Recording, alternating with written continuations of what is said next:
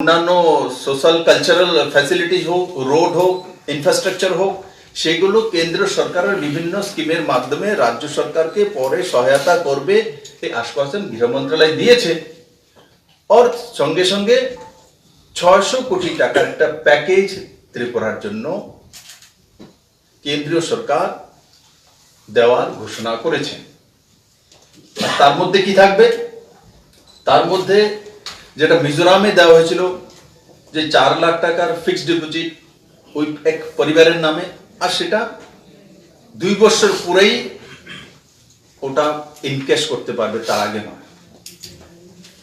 আর তার আগে তাদের পয়সার দরকার নেই, কারণ কি 2 বছর যাবত প্রতি মাসে 5,000 টাকা করে পুরো ফ্যামিলিকে দেওয়ার ব্যবস্থা। 2 বছর যাবত ফ্রি রেশনিং। আর 1.5 লাখ টাকা খরচা করে 30/40 যে 1.5 ঘন্টার কাছাকাছি জমি, তার মধ্যে ঘর তৈরি করে দেওয়া। এই ব্যবস্থাগুলো কেন্দ্র সরকার যেটা মিজোরামে প্যাকেজ দিয়েছেন সেটা এখানেও দিয়েছেন। মিজোরামে গেলেও সেটা পাবে, ত্রিপুরাতে থাকলেও সেটা পাবে। জমিন ত্রিপুরা সরকারের ব্যবস্থা করতে হবে। ফরেস্ট ল্যান্ড ডাইভার্ট করতে গেলে যে পয়সাটা লাগবে সেটা আমরা কেন্দ্র সরকারের কাছে দাবি করেছি, কারণ সেটা বড় অংশের একটা পয়সা লাগে। যদি প্রাইভেট ল্যান্ড কিনে দিতে হয় তাহলে তার পয়সা আরো বেশি, কারণ ত্রিপুরার জমির প্রচন্ড দাম রয়েছে। সেই ব্যবস্থাতেও সাহায্য করার জন্য কেন্দ্র সরকার আশ্বস্ত করেছেন। আর আমরা একটা সময়সীমা দিয়েছি, কেন্দ্র সরকার একটা এগ্রিমেন্টের সময়সীমা তৈরি করেছে। 15 দিনের মধ্যে সেন্সাস হবে, আবার গণনা হবে কত পরিবার আছে, তারপরে তাদের ঘর কতদিনে তৈরি হবে, তারপরে কতদিনে তাদেরকে সেখানে পৌঁছে দেওয়া হবে, তাদের পেপারস কতদিনে তৈরি হবে, সেগুলো ডিটেলস আপনাদের কাছে পৌঁছে গেছে, সংবাদ মাধ্যমের কাছে এসে গেছে। আমি শুধু আপনাদের কাছে আজকে তার জন্য এসেছি যে এই ঐতিহাসিক কদম, আপনারাও তার সাক্ষী। কোন স্টেট অন্য স্টেট থেকে বড় মাত্রায় আসা, ওর এইভাবে 23 বছর যাবত থাকা, ওর তাদেরকে ওয়েলকাম করে স্বাগত করে আমাদের এখানে সমস্ত ফেসিলিটি দিয়ে, এখানের এসটিরা যা যা ফেসিলিটি পাবেন ওনারাও সেটা পাবেন। তো আমার এই অঞ্চলের যারা জনজাতি ভাই আছে তাদেরকেও ধন্যবাদ দেওয়া উচিত। ওনারাও নিজেদের ফেসিলিটিকে শেয়ার করবে। এখন এটা বড় মানসিকতার উদাহরণ। আমার মনে হয় না কোনো স্টেটে এই ধরনের উদাহরণ প্রস্তুত হয়েছে। নরেন্দ্র ভাই এবং অমিত ভাইয়ের নেতৃত্বে এবং এই যে ত্রিপুরা সরকারের নতুন সরকার রয়েছে তার সমস্ত মন্ত্রী পরিষদ এবং অন্যান্য যেসব সংস্থা রয়েছে সামাজিক, তাদের সবার সহযোগিতার কারণে আজকে ঐতিহাসিক সমস্যার সমাধান হয়েছে, এক মানবিক সমাধান হয়েছে। সেটা কাউকে সাহায্য করেছে ছেড়ে দিন, কিন্তু মানবিক যে সমাধানটা হয়েছে সেটা অনেক আগে হতে পারতো। কারণ কি পুরনো সরকার তার মধ্যে তাদেরকে স্থায়ীভাবে রাখার ত্রিপুরাতে কোনো ইন্টারেস্টই দেখাননি, বা এই ধরনের কোনো প্রস্তাব কেন্দ্র সরকারের কাছে কখনোই যায়নি যে ত্রিপুরাতেও থাকার ব্যবস্থা হোক। কারণ বারংবার আমি দেখেছি মিজোরাম যাওয়ার কথা, ডেট ঠিক হবে, যাবে সবকিছু, পরবর্তী মিজোরাম থেকে গাড়ি আসছে, গাড়ি যাচ্ছে, কিন্তু হচ্ছে না। কিন্তু এবার এই সরকার সিদ্ধান্ত করেছে হয় মিজোরাম নয় ত্রিপুরা স্থায়ী তো ওনাদেরকে করে দেওয়া হবে। অস্থায়ী ভাবে ভারতবর্ষে আবার অস্থায়ী ভাবে ভারতের লোক কিভাবে থাকতে পারে? ও রিফিউজি, ভারতের লোক ভারতের রিফিউজি হতেই পারে না। সেটাকে সমাপ্ত করেছে নরেন্দ্র মোদী, অমিত শাহ। তার জন্য আমি আবার ত্রিপুরা সরকারের পক্ষ থেকে ওনাদেরকে অনেক অনেক ধন্যবাদ জানাবো যে ঐতিহাসিক যে কদম উনি নর্থ ইস্টের জন্য তুলেছেন। আর তার সঙ্গে সঙ্গে নর্থ ইস্টের বাকি সব রাজ্যগুলোর জন্য কেন্দ্র সরকার যেভাবে জাতি জনজাতির উন্নয়নে কাজ করছে তার জন্য আমি আবারও নরেন্দ্র মোদী এবং অমিত ভাই শাহজিকে অনেক অনেক ধন্যবাদ জানাই। যদি আপনাদের কিছু জিজ্ঞাসা করা থাকে। কত পরিবার আছে এখন 34,000 সরি টোটাল 34,000 লোক সংখ্যা, পরিবার 5,400 কাছে 5,400। সাপোজ আবার সেন্সাস হবে উইদিন 15 ডেজ ফ্রেশ চলে আসবে, কিন্তু 5,400 কাছে। মানে এদের আবার আইডেন্টিফিকেশন ড্রাইভ নতুন করে করা হবে।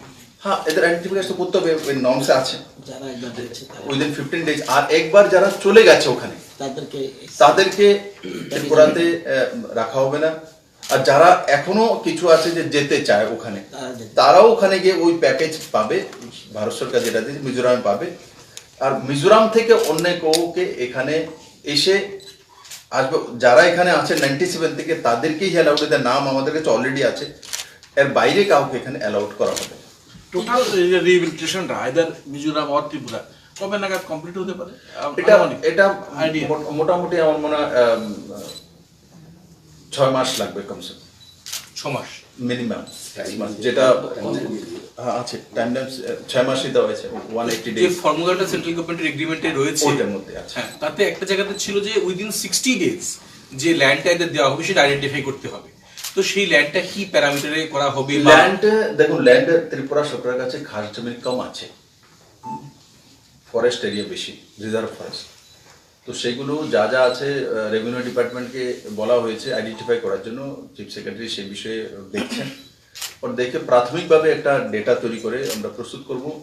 আর তারপর যখন খাস ল্যান্ডে তো পুরো হবে না, ফরেস্ট ল্যান্ড নিতে গেলে তার ঝামেলা, ফরেস্ট ল্যান্ডকে যদি আপনি সেটা ডাইভার্ট করেন তো তার বদলে আবার জমি দিতে হয়, আর তারপর সেটাকে করতে মানে খাস মানে রিজার্ভ ফরেস্টকে আপনি করতে প্রসেসিংয়ে 3 মাস সময় লাগে, প্রসেসিং আছে মানে মিনিমাম 3 মাস সময় লাগে। তো যদি খালি খাস ল্যান্ড হতো তাও তো ফটাফট হয়ে যেত, কিন্তু ফরেস্ট ল্যান্ডে যখন যাবেন তখন সেটা একটা প্রসেস রয়েছে, সেই প্রসেসকে ফলো করে কি সেন্ট্রাল গভর্নমেন্টের কি পরিমাণ ল্যান্ড লাগবে সেটা কি এস্টিমেট কিছু করা হয়েছে? এটা আপনি দেখুন 5400 পরিবার আছে, তো 5400 পরিবার ইন্টু 1.5 ঘন্টা করে কত স্কোয়ার ফিট?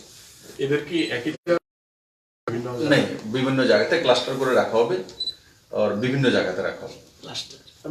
তার মানে বিভিন্ন ডিস্ট্রিক্ট দেখে নেব আমরা, জায়গা কোথায় কোথায় খালি আছে সেটাও দেখতে হবে। তারপরে ওনাদের সংস্কৃতির সঙ্গে মেলে, কারণ ওনারা রিয়াং, তো আমাদের রিয়াং ভাইয়েরা কোন সাইডে বেশি আছে সবগুলো দেখে, কারণ তাদেরকে এমন নয় যে ভাই যেখানে বসে এখানে নিয়ে বসিয়ে দিল, তো এদের তো একটা নিজের কালচারের মধ্যে একটা ব্যবস্থার মধ্যে থাকতে হবে।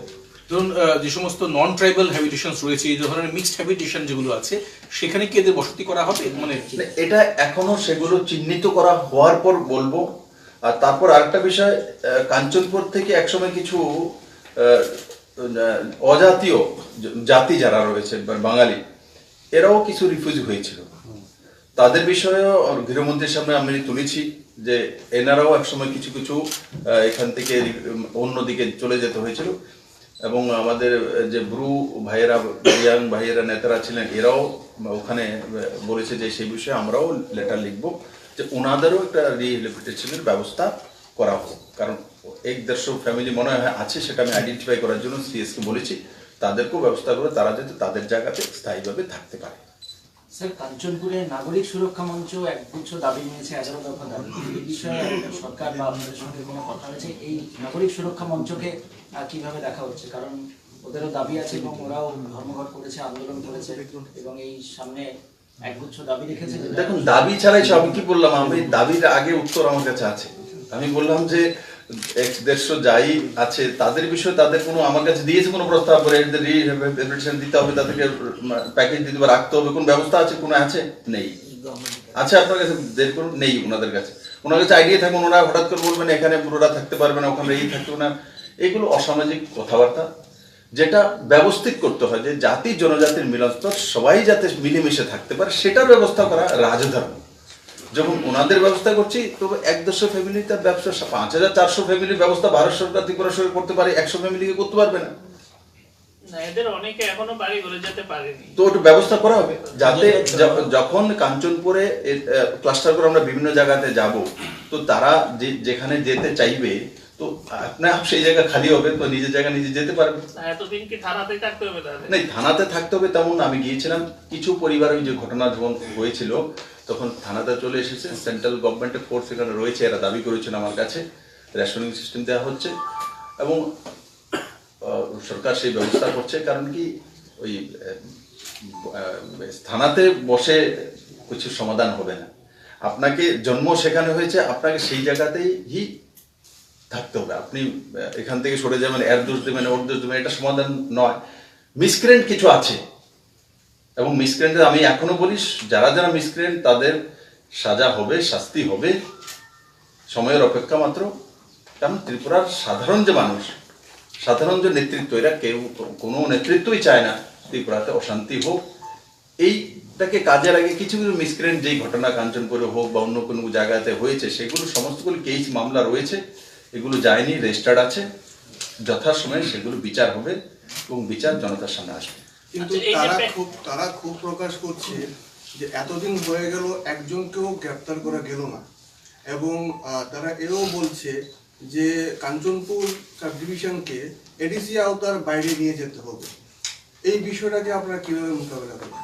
এগুলো এডিসির আওতা থেকে বাইরে নিয়ে যেতে হবে, আবার কেউ বলবে এডিসি ঢুকিয়ে দিতে হবে, জনতার ডিমান্ড থাকতেই পারে, গণতান্ত্রিক অধিকার, কিন্তু এগুলি করার জন্য অ্যাসেম্বলিতে আইন পাস করতে হয়, সিস্টেম আছে, কমিশন করতে হয়, সেন্সাস করতে হয়, অনেক কিছু হয়, সেগুলো বললেই গভর্নমেন্ট করবে কি না এই বিষয়টা, হ্যাঁ গভর্নমেন্ট করবে কি না এটা নিয়ে এই প্রশ্ন। গভর্নমেন্ট কিভাবে এইভাবে সিদ্ধান্ত, গভর্নমেন্ট তো কেউ আমাকে আপনি কাগজ দিয়ে দিতে পারেন, আমাকে এটা চাই, আমি এটা রাখতে পারবো, গভর্নমেন্ট আপনার কাগজ তৎক্ষণাৎ দিয়ে দিতে পারবেন, চলো আমি করে দিলাম, এই গভর্নমেন্টের আচ্ছা, তাদেরকে কি যাদের প্যাকেজ হয়েছে তাদের কি এডিসি তে কি দেওয়া যাবে পুনর্বাসনে এডিসি এরিয়াতে?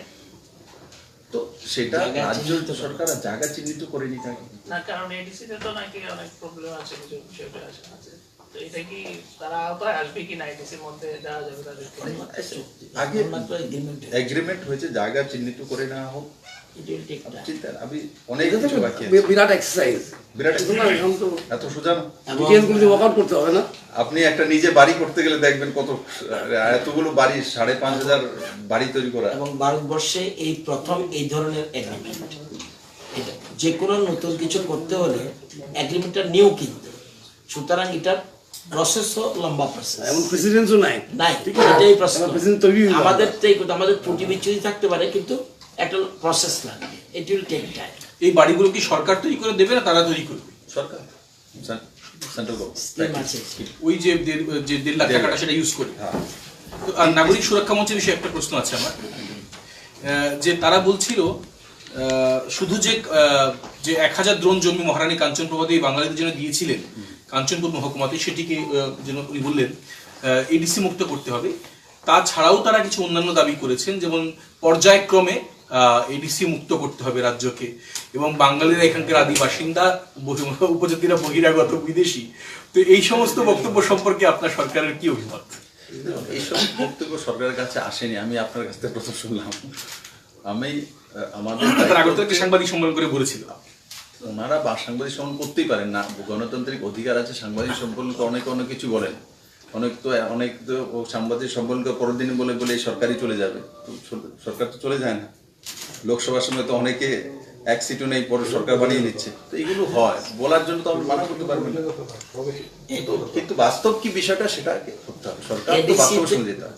এডিসিতে ইনক্লুশন করতে হলে, এডিসি থেকে এক্সক্লুশন করতে হলে রাজ্য সরকার হঠাৎ করতে পারে না, এটা কমিশন ফর্ম করতে হয়। এটার দাবি করলে গভর্নমেন্ট মানলে চলবে, ওই কমিশন দেখবে এটার যথার্থতা আছে কিনা, সেই জন্য কমিশন এই পর্যন্ত এই রাজ্যে এক্সক্লুশনও হয়েছে, ইনক্লুশনও হয়েছে। আমরা জানি অতীতে যখন এ রাজ্যে এডিসি থেকে বিচু এরিয়া বেরিয়েছে, কিছু এলাকা ঢুকেছে, সুতরাং এর জন্য কমিশন করেছে। স্টেট গভর্নমেন্ট হঠাৎ করে করতে পারে না, আসলে কমিশন ফর্ম করতে হয়, কমিশন ফর্ম করে তারপরে। তো তেমন কমিশন করার কোনো না, পরিকল্পনা এখন তো কি আসেনি রয়েছে? প্রস্তাব। শিডিউল, হ্যাঁ, সেই শিডিউলের ইনক্লুশন এক্সক্লুশনের ব্যাপারটা সেই শিডিউলের প্রভিশন আছে, কমিশন আছে। এবং এটা করবেন গভর্নর, গভর্নরের কাছে সেটা ক্ষমতা দেওয়া আছে। গভর্নর করা মানে স্টেট গভর্নমেন্টের করা। হ্যাঁ, আর এই যে কোনো একটা এক্সক্লুশনের ব্যাপারে যদি কোনো কিছু দাবি বার্তা দেবে আছে, তার জন্য কমিশন করতেই হবে। কমিশন করলে পরে সেই কমিশন সমস্ত হিয়ারিং করার পরে এই কমিশন রিপোর্ট করলে পরেই সেটা স্টেট গভর্নমেন্ট সিদ্ধান্ত নেবে কোনটা করা যাবে না। আমি ডাইরেক্ট ওয়েতে প্রশাসনিক কার্যক্রমের মধ্যে দিয়ে করা যায় না, এটা সাংবিধানিক কার্যক্রম, কাজে সাংবিধানিক যে মেনেই সব করতে হবে। এই অতীত যে করেছে, প্রায় কমিশন গঠন করার পর প্রায় 2 বছর 2.5 বছর লেগেছিল, আমার যতটুকু জানা, ঠিক পুরোপুরি মনে নেই। সুতরাং এটা গভর্নর ছাড়া এটা কমিশন ফর্ম করে। লং টার্ম এক্সারসাইজ, হ্যাঁ, লং টার্ম এক্সারসাইজ, এটা প্রত্যেকটা জায়গাতে যেতে হবে, ফিজিক্যালি কমিশনকে সম্বোধিত হবে। এদেরকে তো ইলেকশন কমিশনের একটা ভূমিকা আছে, ওরা মিজোরামের কিছু ভোটার ছিল, তো এইখানে ইলেকশন কমিশনের সাথে কি গভর্নমেন্ট টেক আপ করবে না? ত্রিপুরা সরকার, ওদের রেশন কার্ড হোক, আধার কার্ড হোক, ইলেকশন আই কার্ড হোক, ত্রিপুরা সরকার ব্যবস্থা করবে। কারণ যখন ত্রিপুরা না করে দেবে, ত্রিপুরা হবে, আর ওখান থেকে ওদের নাম স্বাভাবিকভাবে ডিলেট হবে। স্যার এডিসি ইলেকশনে কি ওরা ভোট রাইট থাকবে? কারণ দেয়ার মেজরিটি আর সিটিজেন মানে have their voter card in. Voter identity card ততক্ষণ পর্যন্ত হয়ে গেলে তো এই ভোটার রাইট তো থাকবেই, আর যদি ততক্ষণ পর্যন্ত প্রসেসিং না হতে পারে তাহলে হবে না। তো বিষয়টা নিয়ে কি এডিসির সঙ্গে কথা বলবে রাজ্য সরকার তাদের পুনর্বাসনের বিষয়টা নিয়ে? কারণ এখানে তাদের এডিসি এরিয়াতে রিহ্যাবিলিটেশন দিতে গেলে তো এডিসির সঙ্গে আগে আলোচনা করতে হবে, তাদের সিদ্ধান্ত নিতে হবে অনেক কিছু। কত পরবর্তী সময় স্যার এগ্রিমেন্টে আমরা দেখলাম Bru central government, state government এবং মিজোরাম গভর্নমেন্ট এর ছাড়াও মহারাজা প্রজেক্টের মানে সিগনেচার আমরা দেখলাম। মানে কিভাবে, কেন, তার ভূমিকা কিভাবে? আমি বললাম না, সামাজিক সংস্থাগুলো খুব এখানে আছে, কাজ করছে। অনেকগুলো সামাজিক সংস্থা যারা এনজিও চালায় বা বিভিন্ন সংস্থার সঙ্গে আছেন, এনারাও এই কাজের মধ্যে তাদের ভূমিকা পালন করেছেন। আর তার সঙ্গে সঙ্গে রাজনৈতিক দলগুলো আছে, বিজেপি আছে, আইপিএফটি আছে, আর যারা এগিয়ে আসছে যে এগিয়ে আসছে। বাকি কংগ্রেস সিপিএমকে নিমন্ত্রণ করা হয়েছিল 29 তারিখ নভেম্বরের, দিল্লিতে গৃহমন্ত্রী ডেকেছিল অন রিটেন, কিন্তু ওনারা যায়নি। কারণ তাদের জনজাতির বিষয়ে বা এইসব সমস্যা সমাধান করার ইচ্ছা নেই, আগ্রহী নেই, তো ওনারা যায়নি। তো যারা যায়নি তাদেরকে জোর করে নিয়ে যেতে পারবো না। যারা গিয়েছে, যারা চাইছে সমাধান, তারা সঙ্গে মিলে সবাই মিলে সেটা কাজটা করা, কি সবাই মিলেমিশে কাজটা করা, সেটাই হচ্ছে রাজ্যের মঙ্গল। কিন্তু যারা চাননি, যাননি, ত্রিপুরাবাসী ওদেরকে চিনেও নিয়েছে, দেখুন।